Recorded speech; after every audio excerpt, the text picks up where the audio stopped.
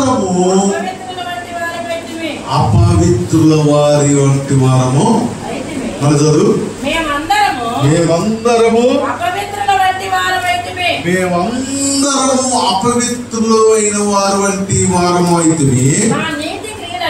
మా నీతి క్రియలన్నీ మురికి గుడ్డల వలె ఆయను. మేమందరము ఆకు వలె వాడిపోతుంది. గాలి వానకు కొట్టుకొని పోవునట్లుగా మా దోషములు మమ్మును కొట్టుకొని పోయెను. ప్రభునందు ప్రియమైన దేవుని బిడ్డలారా, ఎందుకు ఇశ్రాయేలీలు ఈ మాట తెలపవలసిన పరిస్థితి వచ్చింది? ఈ మాటలు పలుకుతుంది అన్యులు కాదు, ప్రభువుని ఎరిగిన వారు, దేవుని యొక్క శక్తిని చూసి. ఎందుకు వీరికి పరిస్థితి వచ్చిందంటే చూడండి, 63వ అధ్యాయము 10వ వచనం చదువు.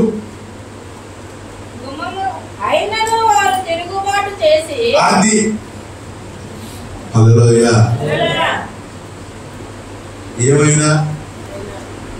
ఏమైనాను ప్రభువుని ఎరిగిన వారమైనను, దేవుని దర్శనాలు తెలుసుకున్న వారమైనను, ప్రభు ప్రేమను ఎరిగిన వారమైనను, దేవుని గురించి సమస్తము తెలుసుకున్న వారు అయినను వారు తిరుగుబాటు చేసి ఆయన పరిశుద్ధాత్మను దుఃఖింప చేయగా అది ఎందుకు అపవిత్రులైనటువంటి వారు వారి వలె అయ్యారు? ఎందుకు వారి క్రియలు మురుకు గుడల వలె మార్చబడినవి అంటే, వారు ప్రభువుని ఎరిగి ఉండి కూడా, ప్రభు శక్తిని ఎరిగి ఉండి కూడా, ప్రభు మహిమని ఎరిగి ఉండి కూడా, ప్రభు ప్రేమని ఎరిగి ఉండి కూడా వారు ప్రభు మీద తిరుగుబాటు చేశారు. ప్రభు మీద తిరుగుబాటు చేయటం అంటే ఏమిటి?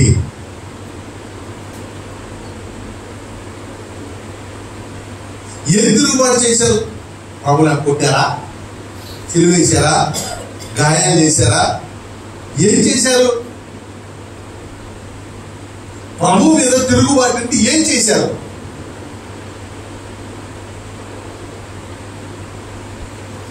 ఇక్కడ కూర్చున్న మనం ప్రభు మీద తిరుగుబాటు చేశాం అంటానికి గుడిమాలైతే తిరుగుబాటు చేసినట్ట,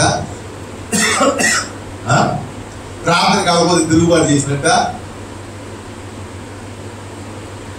దర్శనం బాగా లేకపోతే తిరుగుబాటు చేసినట్ట. మరి ఏంటి తిరుగుబాటు? ప్రభు మీద తిరుగుబాటు చేసింది అంటున్నారు కదా వాళ్ళు. ఏం తిరుగుబాటు చేశారు?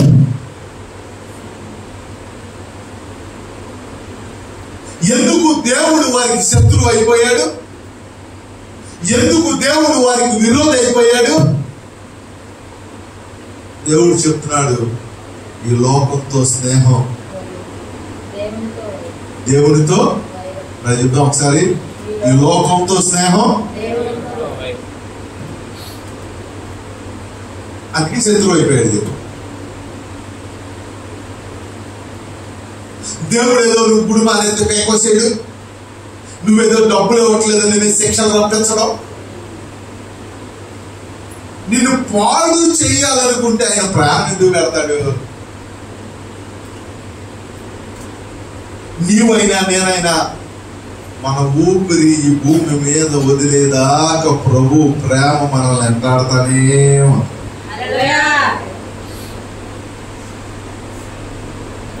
ప్రభునందు ప్రేమైన దేవుని బిడ్డలారా, దేవుని మీద మనం తిరుగుబాటు చేయటం అనగా లోకాన్ని స్నేహం చేయటం. అబ్రహాము నా స్నేహితుడు అన్నాడు దేవుడు. అబ్రహాము నీకు లోపల బతలేదా, పని చేసుకోలేదా, పంటలు పండించుకోలేదా, బంగారం వెండి సంపాదించుకోలేదా, దాసదాసీలు సంపాదించుకోలేదా, సంపాదించుకున్నాడు. కానీ ఈ లోకంతో మాత్రం స్నేహం చేయదు. హల్లెలూయా. లోకముతో ఎంతవరకు ఉండాలో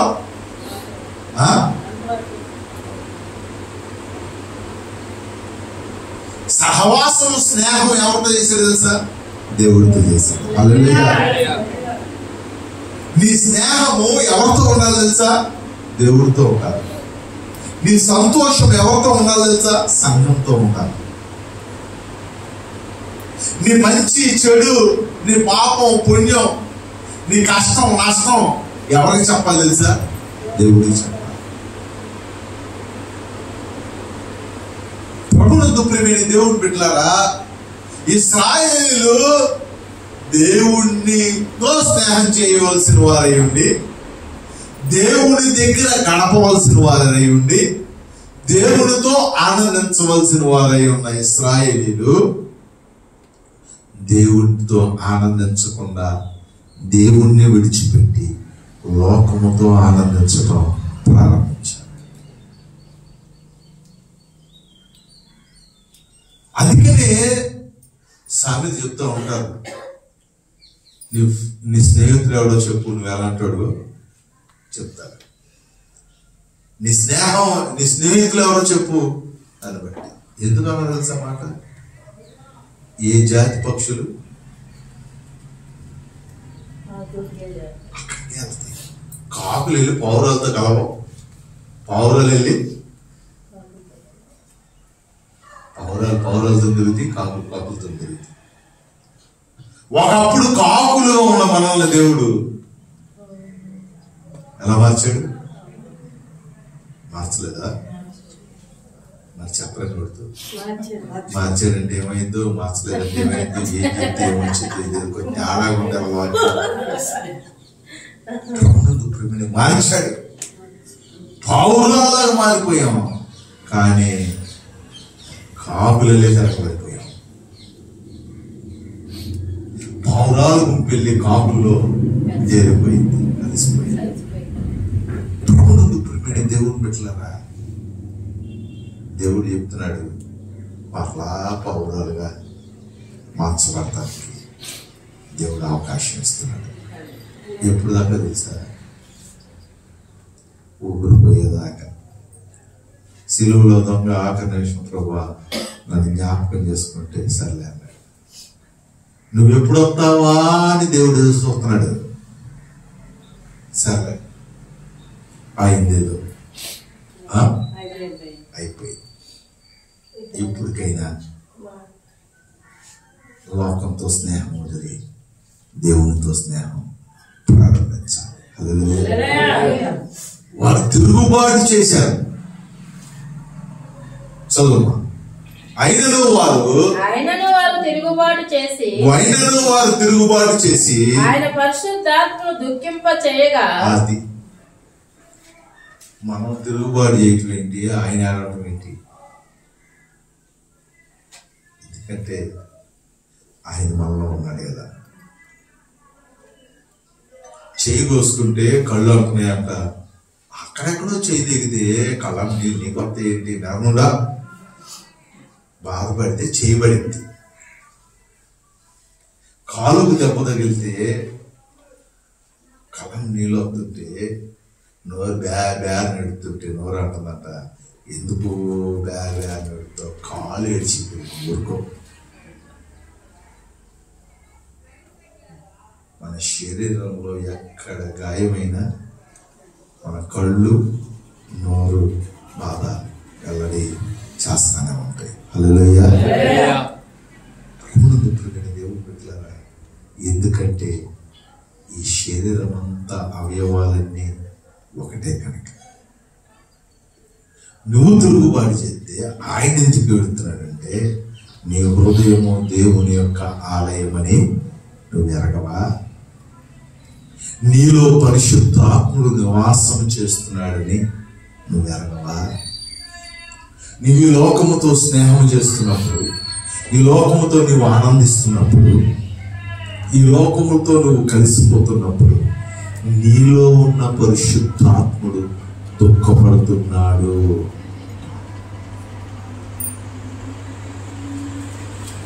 నాకు తెలిసిపోతుంది అయ్యారు, పరిశుద్ధాత్ముడు నేను లోపల ఉన్నాడు. నాకు తెలిసిపోతుందమ్మా, నాకు వస్తుంది ఆలోచన, పరిశుద్ధాత్ముడు నీలో ఉన్నాడు. రక్షణ పొందిన ప్రతి ఒక్కరికి పరిశుద్ధాత్మ అనే వరము ఉచితముగా ఇవ్వబడుతుంది. హల్లెలూయా. నువ్వు ప్రార్థన చేసినా చేయకపోయినా నువ్వు రక్షణ ప్రభు నామములో పొందిన మరుక్షణము పరిశుద్ధాత్మ నీలోకి వస్తుంది. అది నిన్ను విడిచిపోదు. నువ్వు చేసే తిరుగుబాటుకి పరిశుద్ధాత్మ దేవుడు నీలో ఉండి ఏం పడుతున్నాడంట? ఏం పడుతున్నాడు?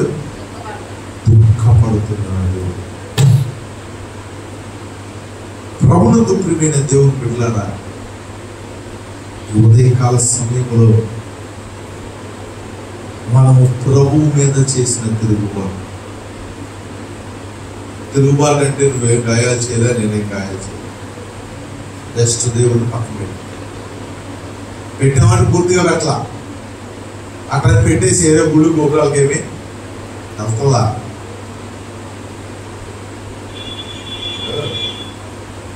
భార్య భర్తనే వదిలేలా, ఎడాకలేమేలా,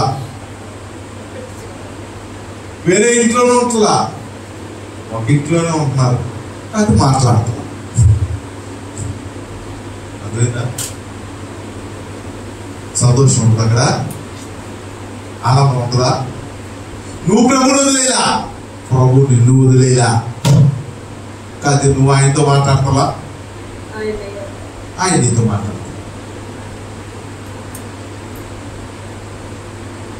నువ్వు వేరే వాళ్ళతో మాట్లాడుకుంటున్నావు, ఆయన ఎవరితో మాట్లాడాలో తెలియక, వేరే వాళ్ళ దగ్గరికి వెళ్ళలేక దుఃఖపడుతున్నారు. హల్లెలూయా. దేవుని బిడ్డలారా, వారు తిరుగుబాటు చేసి దేవునికి వ్యతిరేకమవటం వల్ల పరిశుద్ధాత్ముడు వారిలో ఏం చేస్తున్నాడు?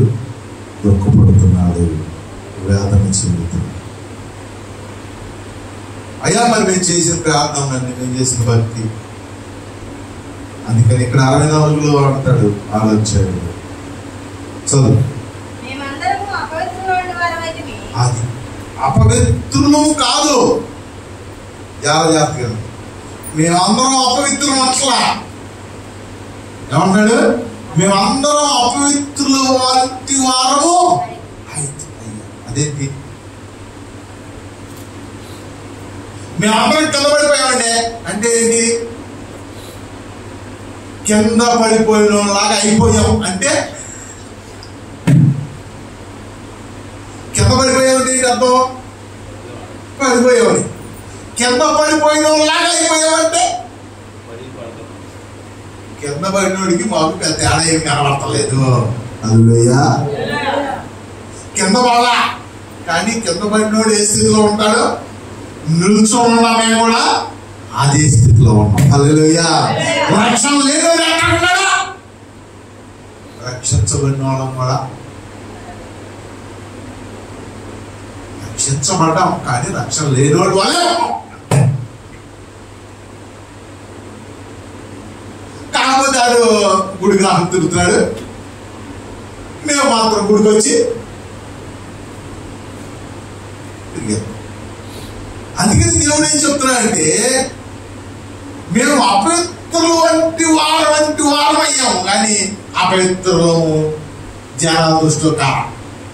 కానీ మాకు మేము అపవిత్రులు అయిన సంగతి మాకు ఒక్కడికే, మాకైనా నీకైనా మా అపవిత్రులైన వంటి వారం అయ్యాము, కానీ అపవిత్రం కాదు. పడిపోలేదు, కానీ పడిపోయినంత పని అయింది. పడిపోయిన వారి వల్లే మిగిలిపోయాము. చదువు. అబ్బా, మేము చేసిన ప్రార్థనలు, మేము ఇచ్చిన కానుకలు, మేము చేసిన మంచి కార్యాలు, మా నీతి క్రియలన్నీ అయ్యో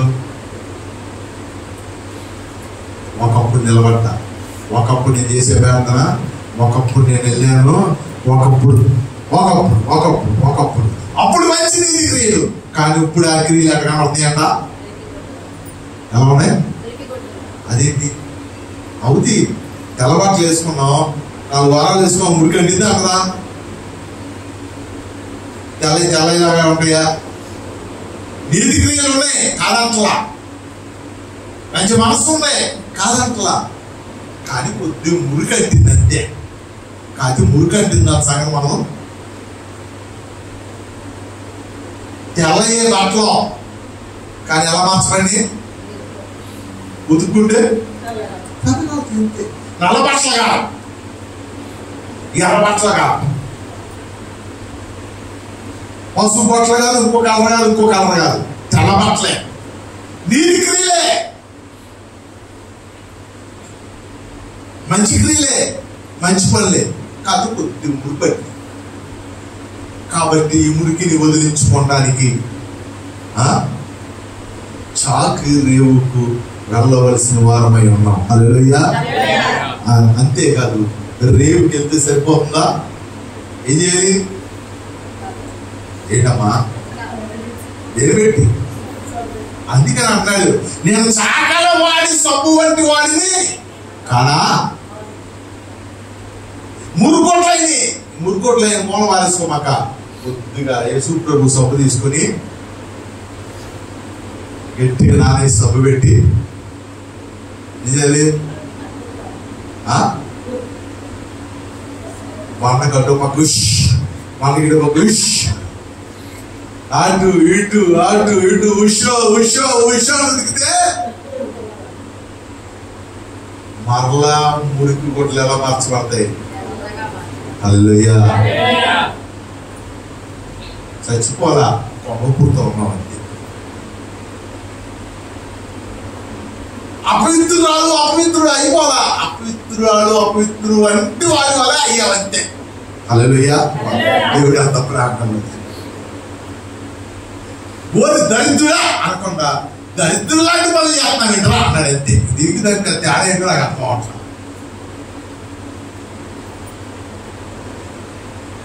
యోబు మాట్లాడతాడు భార్యను, మూర్ఖురాలు మాట్లాడినట్లు అంటే మూర్ఖురా ఏం అంట బాగోక మూర్ఖురాలు మాట్లాడినట్లు అంటే మళ్ళీ నువ్వు మూర్ఖురాలు అని అనకుండా మంచిదాన్ని కానీ వాళ్ళు మాట్లాడిన మాట్లాడతాం ఏంటి అన్నాడు. మనం కూడా దేవుడు అంటున్నాడు, మనం కూడా అంటున్నాము, అయ్యా మిత్రులు నేను కాలేదు కానీ కొద్దిగా ఈ మధ్య కొద్ది ప్రార్థన తగ్గిపోయింది, ఈ మధ్య కొద్ది గుడికెళ్తాం తగ్గిపోయింది, కానీ మొత్తం పూర్తి చేయకపోలా అపవిత్రులా వంటి వాళ్ళలాగా కనబడుతున్నాం. నీతి క్రియలు ఉన్నాయి, ఓ మంచి ప్రార్థన ఉంది, భక్తి ఉంది, కాకపోతే ఏమేమి అంటే మురికి పట్టి ఏం పర్వాలా, ఒరిజినల్ వైటే కదా. నల్ల బట్టలు ఎంత సబ్బెట్టి ఎంత మురికి పోగొట్టినా ఏ కాకపోతుంది? నలిపి వచ్చింది. నువ్వు తెలుపు. హల్లెలూయా. నువ్వు తెలిపే, నేను తెలిపే, కాదు కొద్దిగా మురికి పట్టింది అంతే. ఉపవాస ప్రార్థన దేని తెలుసా? మురికి తెచ్చుకుంటారు మహానుభావులు. అక్కడ కూర్చుని మురికి తెచ్చుకునే వాళ్ళు ఉంటారు. తెలిపే, మనందరం తెలిపే. హల్లెలూయా. అది మురికి పట్టింది అంతే. కొద్ది ఉతుక్కుంటే సబ్బు పెడితే గుండెలు పగిలేదని బాధ్యతే ఆటోమేటిక్గా తెలుపు బయటకు వచ్చాను. హల్లెలూయా. చదువు. అది ఈ మురికి పడటం వల్ల, ఈ అప్రయత్నం వల్ల మన ఆత్మీయ స్థితి ఏమైంది తెలుసా? ఎండిపోయింది. ఎప్పుడైతే చెట్టుకు నీరు అనటం ఆగిపోద్దో ఆకులు ఏమైంది?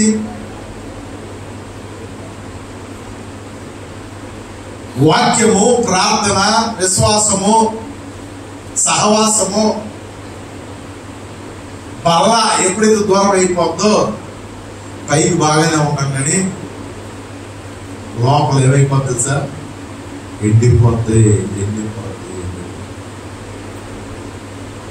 ఆకు వానకు ఎండిపోయినట్లు వాడిపోయినట్లు వాడిపోతుంది. చదువు. గాలి వానకు కొట్టుకుని పోయినట్లుగా మాట చెప్తా. ఇక్కడ 4 పాయింట్లు ఉన్నాయి. 1, అపవిత్రురాలు కాలేదు మనం. First point. నువ్వు ఫీల్ అవసరం పని లేదు, నేను ఫీల్ అవసరం పని లేదు. అపవిత్రులు వంటి వారుగా అయ్యాం అంతే, కానీ అపవిత్రులం కాదు. మరి ఎలా అంటే 2, మన నీతి క్రియలకు తెల్ల బట్టలకు మురుగు పట్టింది. ఏం చేసుకోవాలి? ఉతుక్కుంటే వైట్ వచ్చేస్తే అక్కడ క్లోజ్. అయ్యా నేను అపవిత్రురాలు వాళ్ళలాగా ప్రవర్తించాను, నేను దేవుణ్ణి నమ్ముకున్న బిడ్డ వాళ్ళ ప్రవర్తించలేదు, నడుచుకోలేదు అనుకుంటే అక్కడతో క్లియర్. అపవిత్రతతోనే పులుస్తాం, మళ్ళీ రెడీ అయిపోతాం. ఒకవేళ నెక్స్ట్ స్టెప్లోకి వచ్చేసాం అనుకో, ఏంటిది? ప్రభా ఒకప్పుడు మా ప్రార్థన, విశ్వాసం, భక్తి అన్నీ పోయి 3 కోట్లలాగా వచ్చేసాము అనుకున్నాం. అక్కడ చక్కగా ఒక సంపాది పెట్టుకొని యేసుప్రభుతో కూర్చొని కడుక్కొని రుద్దుకొని తుడుచుకొని ఒప్పుకొని సరి చేసుకుంటే మళ్ళీ తెలుగు వచ్చేస్తుంది. అక్కడితో ఈ 2 స్టెప్పులు కూడా దాటిపోయి ఆకు వాడినట్టు వాడిపోయావు అనుకో. అంటే ఆత్మీయతలో ప్రార్థన చేసుకోలేకుండా, మందిరానికి రాలేకుండా, దేవుని కొరకు నిలబడకుండా, సాక్ష్యం ఇవ్వకుండా ఉంటే 3వ స్థితి ఎండిపోయే స్థితి. ఇక 4వ స్థితి ఏంటి తెలుసా? ఎండిపోయి నాకు ఎంతకాలం ఉంటుందా? ఎండిపోయిన చెట్టు ఎంతకాలం ఉంటుంది? సాయంకాలం గాలి తగులుద్ది. ఏమైంది? ఆకు రాలిపోయి ఎక్కడ ఉంటుంది? ఈ 4 స్టేజ్లో ఏ స్టేజ్లో ఉన్నాం మనం? ఎండిపోయే స్టేజ్లో ఉన్నాం అనుకో, ఏదో రోజున రాలిపోతావు, గాలికి ఇక అక్కడ చేరుకోవాల్సింది. ఎక్కడికి? పరదేశులము ప్రియులా. ఎంత చెప్పినా ఇలా ఎండిపోతున్నావు, మనిషి ఏంటి అట్ట అయిపోతున్నావు, మనిషి ఏంటి తేడా వచ్చేసావు, ఎన్నిసార్లు చెప్పినా ఇలా అక్క అలా ఏంటి అలా తేడా వచ్చేసావు, మొహం లాగేసి మనిషి తగ్గిపోతున్నావు, ఎండిపోతున్నావు అంటే ఈయన హాస్పిటల్లో పోయి ఉంటే వాళ్ళ పరిస్థితి వచ్చేది కాదుగా. ఇలా ఎండిపోయినాకు రాలిపోయినాక అక్సి పెట్టుకొని కూర్చుంటాం చెట్టు కింద. సాయంకాలం చీపు తీసుకుని ఏం చేస్తున్నాం? అంతే. 4 స్టేజ్లు ఏ స్టేజ్లో కూడా చూసుకోవాలి. అపవిత్రతలో ఉన్నావా? కడుక్కుంటానికి డిసెంబర్ నుంచి రెడీగా ఉంటాం, ఒప్పుకుంటాను. లేదు కొద్దిగా బాగా ఇక 2nd స్టేజ్ గురికి పట్టేసిందయ్యా, మచ్చలు, డాగులు, ఒక పక్క కూలిపోయింది, కొద్ది డాగులు పట్టి అంటావా? పండగేసుకొని ప్రభు సబ్బు పెట్టుకొని బాగా ఉతుక్కుంటే మళ్ళా తలుపు పెట్టుకోవాలి. తెలుగు లేదయ్యా ఇది కొద్దిగా ఎండిపోయినట్టు కనబడుతుంది జీవితం, ఆత్మీయ స్థితి అంటావా? ఇంకా అవకాశం ఉంది. మరలా పరిశుద్ధాత్మ మనలోనికి వచ్చి మనల్ని బలపరిచి మన పాపము ఒప్పింపచేసి మనల్ని సరిచేసి నిలబెట్టి మరలా ఎండిన ముద్దును దేవుడు చిగురింప చేయగలిగిన వాడు. హల్లెలూయా. ఆయన నీరు పంపి పరిశుద్ధాత్మ ఎండిపోయిన స్థితిలో కూడా అలాగే నిలబడిపోయావా? ఏదో రోజున రాలిపోతావు, గాలికి ఎగిరిపోవలసింది. ఎగిరిపోయిన ఆకులు మళ్ళా కనుగొనగలవా? చెట్టాకు రాలిపోయింది, నువ్వు లేవు, రాలిపోయింది, గాలి వచ్చింది, నువ్వు వెళ్ళి ఆకు ఎత్తగలుగుతావా? ఈ ఆకేనండి దీన్ని రాలిపోయినాక తేగలుగుతావా? తేలేవు. అలాగే ఏదో ఒక దినాన్న ఈ లోకంలో మనం కనుమరుగైపోతాము. వీటన్నిటికీ గల కారణం ఏంటంటే దేవుని మీద మనము చేసిన తిరుగుబాటు. తిరుగుబాటు అంటే లోకముతో స్నేహము. దేవునితో గడపవలసిన నీవు, దేవుడిలో నీ జీవించవలసిన నీవు, దేవుని కొరకు బ్రతకవలసిన నీవు, దేవునికి సాక్ష్యం ఇవ్వవలసిన నీ జీవితాన్ని ఎక్కడికి ఎదుగుతున్నావు, ఎక్కడికి వెళ్తున్నావు, ఎక్కడ ఉంటున్నావు?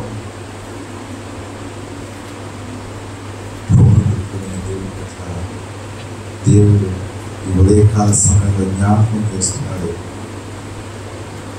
దేవుడితో స్నేహం చేయి, లోకంతో స్నేహం విడిచిపెట్టు.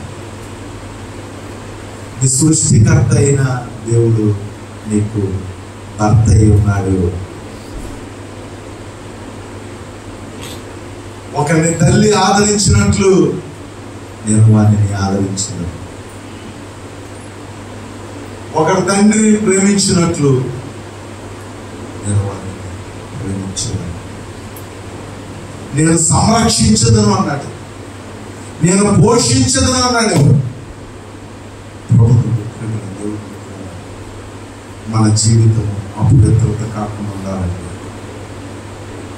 మన ఆత్మీయ స్థితి మురికి బట్టల వల్ల కాకుండా ఉండాలంటే, మనము ఎండిపోయిన వారంగా ఉండకూడదంటే, మనము రాలిపోయి కొట్టుకుపోయే వారంగా ఉండకూడదంటే, తిరిగి మరలా మనం దేవునితో స్నేహము చేయుట ప్రారంభించాలి. హల్లెలూయా.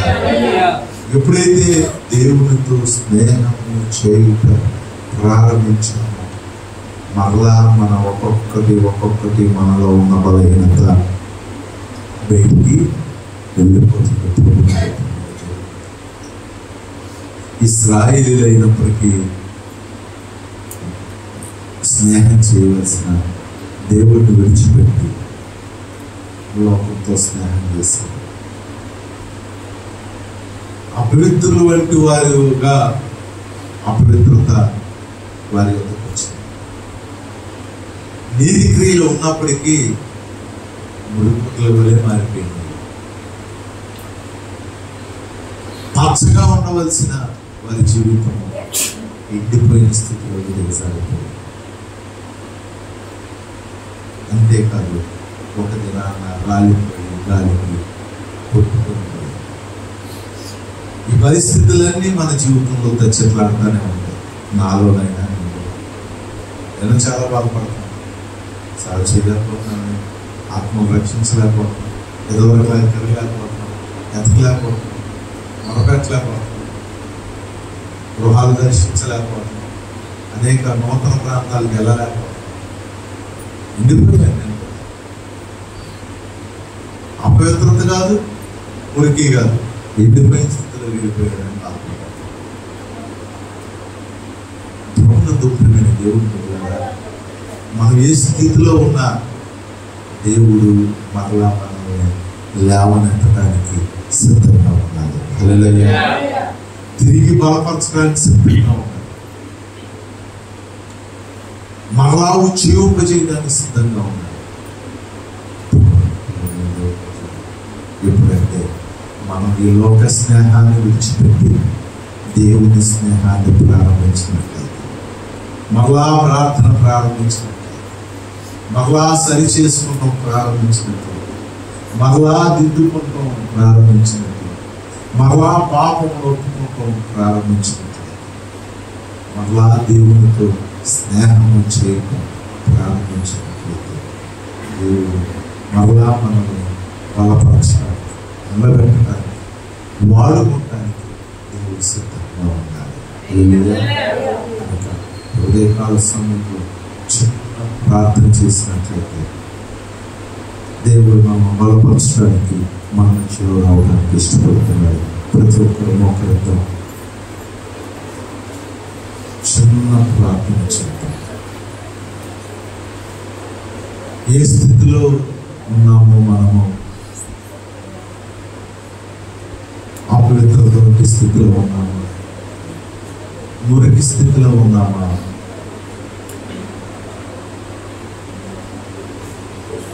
ఎండిపోయిన స్థితిలో ఉన్నామా? రాలిపోవటానికి సిద్ధంగా ఉన్నామా? ఏ స్థితిలో ఉన్నాము?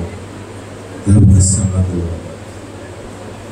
ఈ స్థితి మొత్తానికి కారణము దేవుని మీద చేసిన తిరుగుబాట. ఎవరితో నీ స్నేహం? ఈ లోకంతో స్నేహం చేసి ఈ లోకమే శాశ్వతం అనుకుని ఈ లోకములో ఉన్నవన్నీ శాశ్వతం అనుకుంటున్నావు.